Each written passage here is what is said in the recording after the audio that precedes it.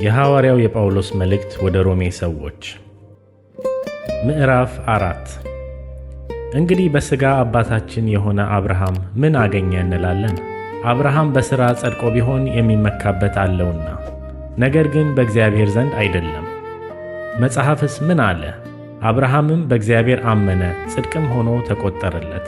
ለሚሠራ ደመወዝ እንደ ዕዳ ነው እንጂ እንደ ጸጋ አይቆጠርለትም። ነገር ግን ለማይሠራ ኃጢአተኛውንም በሚያጸድቅ ለሚያምን ሰው እምነቱ ጽድቅ ሆኖ ይቆጠርለታል። እንደዚህ ዳዊት ደግሞ እግዚአብሔር ያለ ሥራ ጽድቅን ስለሚቆጥርለት ስለ ሰው ብፅዕና ይናገራል እንዲህ ሲል፣ ዓመፃቸው የተሰረየላቸው ኃጢአታቸውም የተከደነላቸው ብፁዓን ናቸው። ጌታ ኃጢአቱን የማይቆጥርበት ሰው ብፁዕ ነው።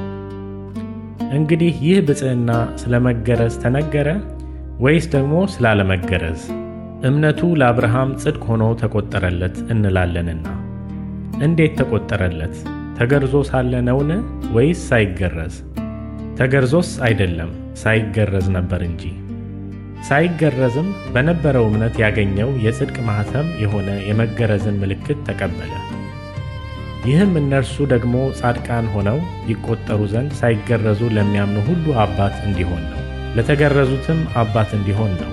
ይኸውም ለተገረዙት ብቻ አይደለም፣ ነገር ግን አባታችን አብርሃም ሳይገረዝ የነበረውን የእምነቱን ፍለጋ ደግሞ ለሚከተሉ ነው።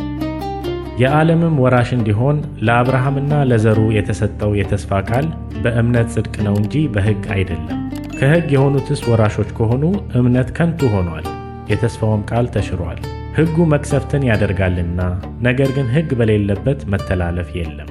ስለዚህ ከሕግ ብቻ ሳይሆን ከአብርሃም እምነት ደግሞ ለሆነ ለዘሩ ሁሉ የተስፋው ቃል እንዲጸና እንደ ጸጋ ይሆን ዘንድ በእምነት ነው። እርሱም ለብዙ አሕዛብ አባት አደረግኩ ተብሎ እንደተጻፈ ለሙታን ሕይወት በሚሰጥ የሌለውንም እንዳለ አድርጎ በሚጠራ ባመነበት በአምላክ ፊት የሁላችን አባት ነው። ዘርህ እንዲሁ ሊሆን ነው እንደተባለ ተስፋ ባልሆነው ጊዜ የብዙ አሕዛብ አባት እንዲሆን ተስፋ ይዞ አመነ።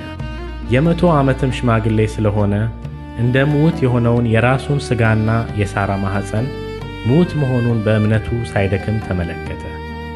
ለእግዚአብሔርም ክብር እየሰጠ የሰጠውንም ተስፋ ደግሞ ሊፈጽም እንዲችል አጥብቆ እየተረዳ በእምነት በረታ እንጂ በአለማመን ምክንያት በእግዚአብሔር ተስፋ ቃል አልተጠራጠረም። ስለዚህ ደግሞ ጽድቅ ሆኖ ተቆጠረለት። ነገር ግን ተቆጠረለት የሚለው ቃል ስለ እርሱ ብቻ የተጻፈ አይደለም፣ ስለ እኛም ነው እንጂ። ስለ በደላችን አልፎ የተሰጠውን እኛን ስለ ማጽደቅም የተነሳውን ጌታችንን ኢየሱስን ከሙታን ባስነሳው ለምናምን ለእኛ ይቆጠርልን ዘንድ አለው።